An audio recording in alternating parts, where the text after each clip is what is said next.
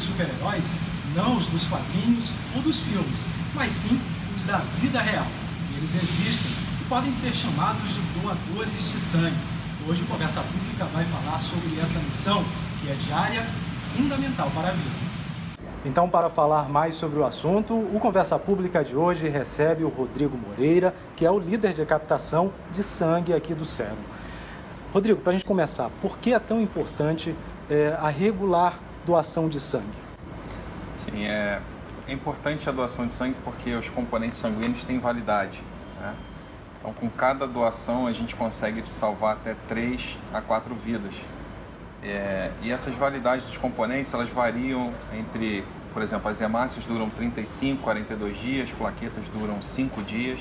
Então, é importante a gente receber doações porque a gente sempre vai ter pacientes precisando de algum desses componentes sanguíneos para terem sua vida salva. Existem períodos em que a necessidade de doação de sangue é ainda maior? Sim, essa época de fim de ano, vai se aproximando as férias, né? Acaba sendo um período onde a gente precisa ainda mais porque muitas pessoas viajando, muitas pessoas acabam pegando estrada, pode aumentar o número de acidentes e as cirurgias, os procedimentos médicos continuam acontecendo, né? A gente sabe que existem muitos mitos relacionados à saúde e, claro, a doação de sangue não escapa deles. Você pode falar para a gente quais são os principais mitos que muitas vezes podem afastar as pessoas da doação? Sim, a gente ouve muito falar que a doação de sangue ela pode afinar ou engrossar o sangue. Esse é um dos principais mitos. Muitas pessoas têm medo de contaminação, porque como tem um procedimento onde tem uma agulha, vai espetar, então tem o sangue, mas todo o material é 100% estéril, descartável. Então esses são os principais que a gente presencia, né?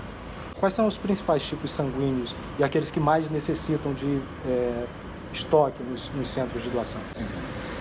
Na verdade, todos os tipos sanguíneos a gente acaba precisando muito, certo? Porque são muitos pacientes, são muitos hospitais. O que a gente mais identifica a necessidade são sempre O negativo e A negativo. E também O positivo, porque é o que tem maior presença na sociedade, 37% da população é O positivo. Então, quanto mais tem, acaba que mais se utiliza também. O O negativo e o A negativo é por conta da raridade mesmo, né? Só 7% da população é O negativo. E o O negativo, quando ele é um doador, a gente chama de um doador universal. Ele atende qualquer paciente. Uma pessoa de qualquer tipo sanguíneo pode receber o O negativo. Só que se o O negativo se torna um paciente, ele só recebe o O negativo. Então, acaba que a gente precisa muito disso. Recém-nascidos de até 4 meses só recebem O negativo também, então a nossa necessidade acaba sendo muito grande. Como você avalia hoje a situação dos estoques de sangue, assim, a gente percorrendo um pouco o Rio de Janeiro, que é o estado onde nós estamos? Então, acaba que é uma tendência geral, porque, por exemplo, o Ministério da Saúde, ele diz que só 1,8% da população doa sangue. Então, assim, é um percentual muito baixo que afeta todas as instituições. Então, geralmente, o que mais pega são essas épocas de finais de ano, de férias, feriados muito prolongados. Por conta da validade dos componentes, a gente acaba entrando numa situação de necessidade de receber doações para repor os estoques. E é de uma forma geral. Hoje você estava conversando com a gente, que tem um grupo aqui de uma igreja evangélica que está vindo para doar sangue. É comum receber esse apoio de instituições assim para fazer essas doações coletivas? É uma situação que a gente vem até buscando aculturar mais, né? Não é assim muito espontâneo. Geralmente é quando a gente faz algum tipo de abordagem ao familiar de algum paciente no hospital, ou alguém que vem doar e conhece, gosta, se torna um contato que ajuda a gente a localizar esses grupos e a gente tenta fazer essas mobilizações, propõe a eles essa possibilidade deles se unirem e virem para doar. A gente, inclusive, disponibiliza esse transporte, né? A gente consegue pegar, busca esse grupo, traz aqui para fazer a doação, quando termina, leva de volta para o local.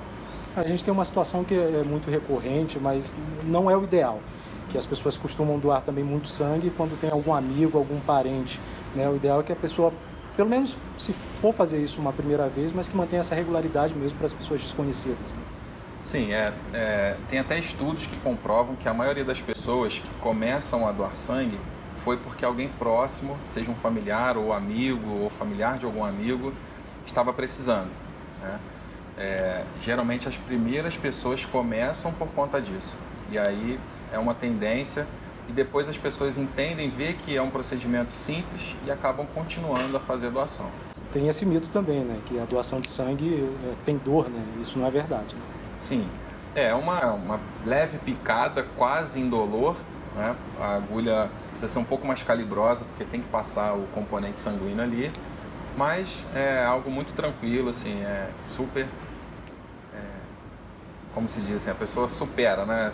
Não tem nada... É uma dor momentânea, sim, né? Um sim. segundinho ali, aquela picada da agulha, exatamente. Depois foi embora. E geralmente para encher a bolsa demora em média de 5 a 7 minutos, você só vai sentir na hora da espetadinha ali, mas é muito tranquilo.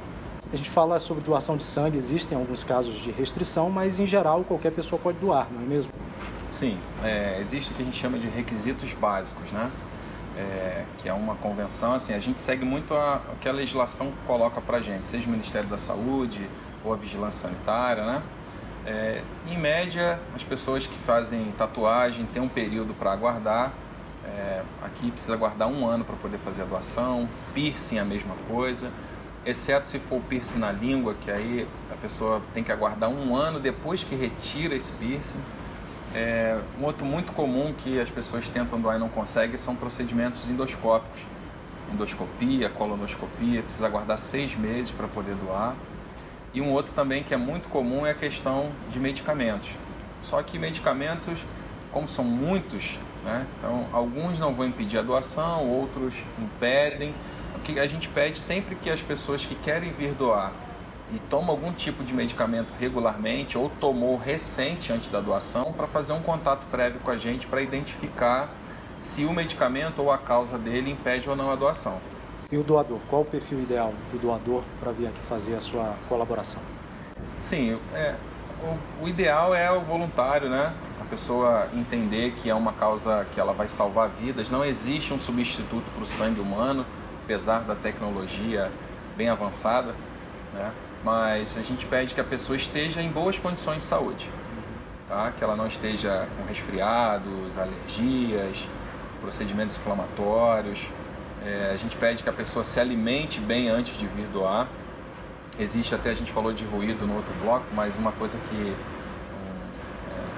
um receio das pessoas é que acham que tem que vir em jejum para poder doar. Não, ao contrário, tem que se alimentar, dormir pelo menos 6 horas, trazer um documento oficial com foto e estar bem de saúde. Tem idade mínima também? Sim, pessoas de 16 e 17 anos vão poder doar, só que precisa estar acompanhado do pai, da mãe ou de um responsável legal. Dos 18 aos 60 anos, não tem uma consideração com relação à idade.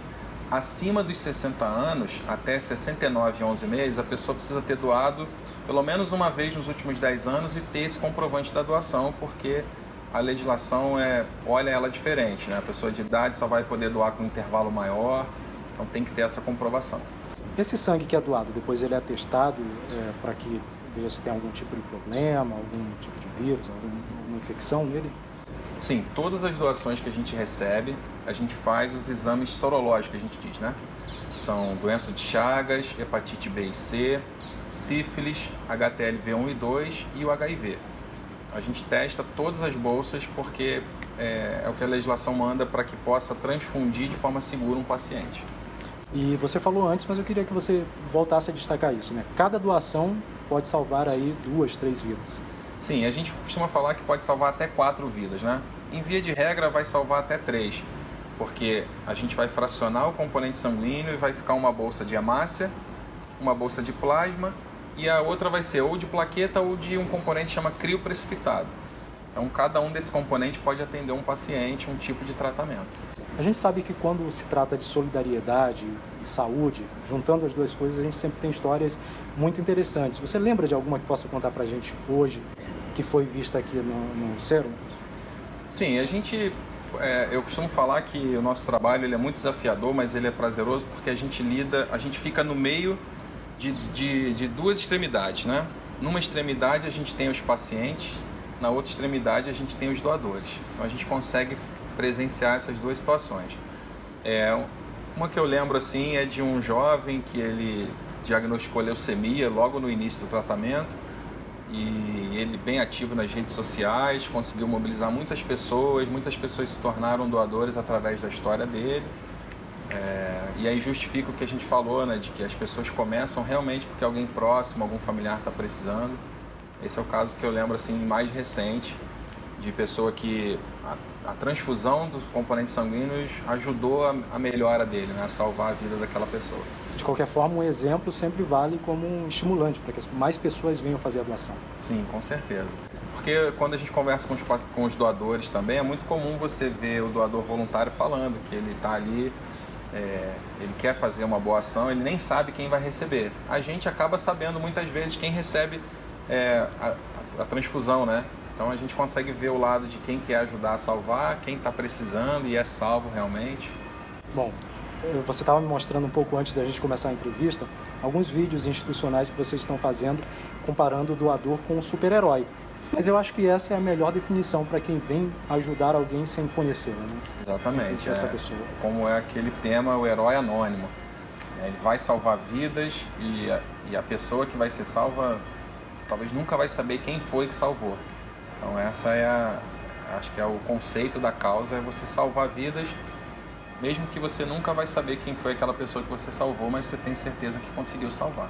É tão importante esse papel que existem algumas datas que vão homenagear o doador de sangue, né? Você pode falar um pouquinho sobre esse período especial de homenagem? Sim. Atualmente a gente comemora duas datas, né, em novembro e em junho. 25 de novembro, 14 de junho.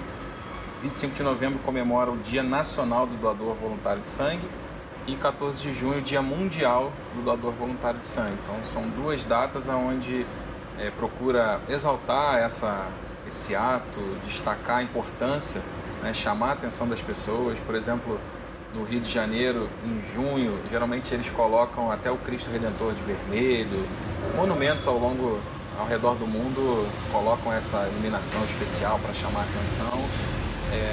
E a ideia é justamente mobilizar as pessoas, sensibilizar, chamar a atenção para a causa, né?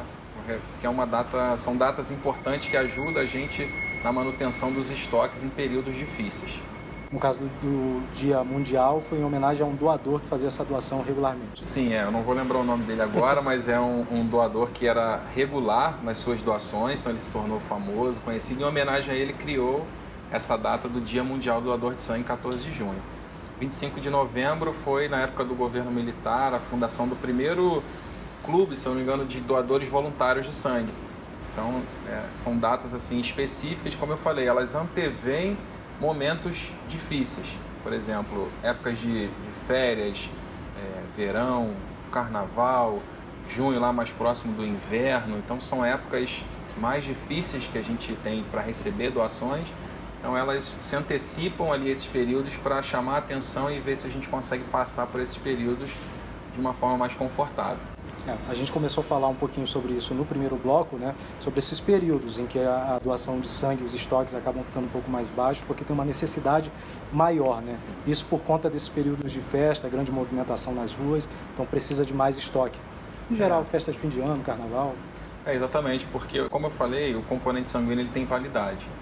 Então, se a gente não receber o número de doações necessárias para manter os estoques saudáveis, o componente sanguíneo ele vai vencer e a demanda ela vai continuar, né? Tem a questão de muita gente na estrada, pode acontecer acidente e tudo mais, mas tem o lado hospitalar, que os procedimentos médicos continuam acontecendo. O paciente que em tratamento de câncer, ele continua fazendo tratamento, transplante precisa acontecer, o paciente que tem anemia falciforme, recebe transfusão regularmente, ele precisa continuar mesmo na época das férias, nas épocas mais difíceis. Então a gente acaba precisando receber mais doações por causa disso, porque é um período que historicamente diminui, né?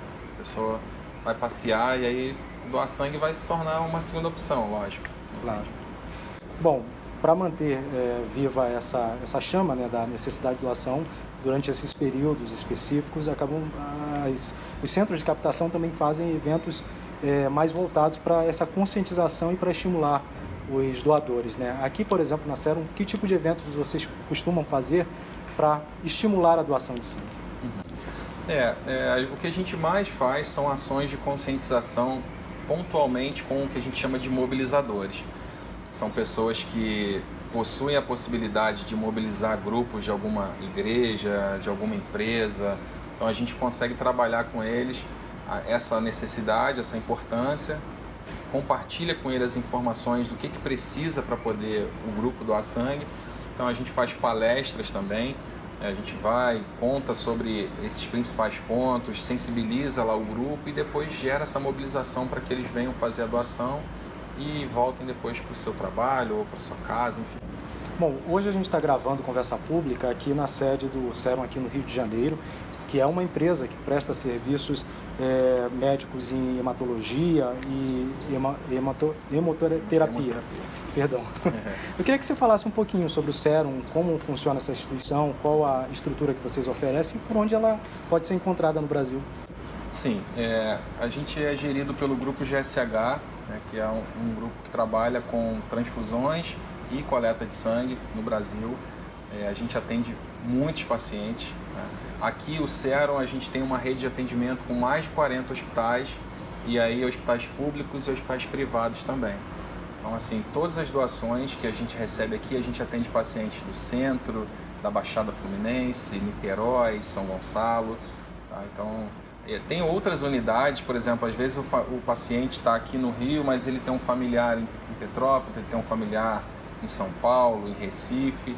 Então a gente tem algumas instituições que a gente consegue receber essa doação em nome desse paciente, né? E aí, se caso for uma compatibilidade ali que a gente chama de anticorpos regulares, mas a gente consegue fazer todo o manejamento para poder que aquele paciente seja atendido indiferente de onde ele estiver. E quais são os serviços que vocês oferecem aqui, além da captação de sangue para a transfusão? Sim, tem essa questão da coleta, né, da doação de sangue, e a gente também atende pacientes aqui, que a gente chama de paciente ambulatorial, que ele recebe a transfusão de sangue aqui mesmo. Então, geralmente são esses casos, pacientes que sofrem de anemia falciforme ou que precisam fazer algum tipo de reposição, enfim. A gente consegue atender também para a transfusão de sangue aqui no banco de sangue. E aqui também se faz a doação, por exemplo, de plaquetas, medula, esse tipo de doação aqui também? Sim, a gente consegue fazer aqui a doação de sangue convencional, que a gente chama, uma doação específica de plaquetas ou só de hemácia, que é a parte vermelha do sangue. O cadastro para doação de medula, ele só ocorre no INCA. É feito o cadastro lá, a pessoa doa um tubinho de sangue para fazer a compatibilidade. Se caso for identificado depois um paciente compatível com o doador, todo o procedimento é feito lá mesmo. Eu queria que você falasse um pouquinho, Rodrigo, você que vive esse dia a dia da doação de sangue, com pessoas que precisam de transfusão e pessoas que vêm para doar, mesmo que anonimamente. Na sua avaliação de quem vive esse dia a dia, por que vale a pena ser um doador de sangue? Sim, eu trabalho no Banco de Sangue há 3 anos.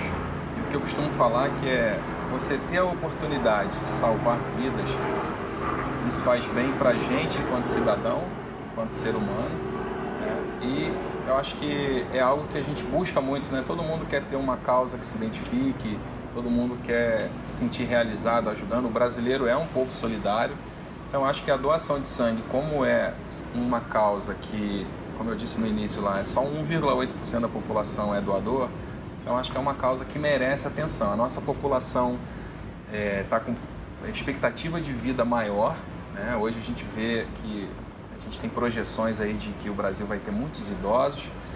Só que o jovem, se ele não acompanhar também esse movimento de doação de sangue, no futuro a gente pode ter problemas, com muitos pacientes com mais idade precisando de transfusão e baixo número de doações. Então acho que olhar para esses números já é um baita incentivo para a gente se tornar doador, quem ainda não é. Quem quiser conhecer um pouco mais sobre o Serum, quem quiser vir até aqui fazer a doação, onde é que encontra informações? Sim, a gente fica na Rua do Riachuelo 43, próximo ao Arcos da Lapa, no 3º andar do Hospital da Ordem do Carmo. A gente tem uma página no Facebook, que é facebook.com/doesangue.serum. Lá tem também as campanhas, as necessidades específicas, os momentos difíceis quando precisa de algum tipo sanguíneo específico. Tem o nosso telefone também, que é 3233-5950. Então são os principais canais que a gente tem para poder ter contato com os doadores. Rodrigo, eu quero te agradecer muito por sua participação aqui no Conversa Pública e que você deixe um último recado para quem ainda não doou sangue, que faça esse grande ato de solidariedade. A gente que agradece, como eu falei, a gente fica aqui no centro do Rio, a necessidade é muito grande de doações diariamente, o componente sanguíneo ele tem validade, então acho que o desafio é que você que busca uma causa, quer ajudar, salvar vidas, sentir esse prazer de ajudar alguém, aqui você vai ser muito bem-vindo e a causa vai agradecer. E ainda ganha um lanchinho no final. Essa é a melhor parte, né? Tem lá que no final a pessoa precisa se hidratar, precisa ficar em observação, então o lanche vai ajudar bastante. Bom, com essa mensagem de solidariedade, a Conversa Pública de hoje vai ficando por aqui. Até a próxima edição.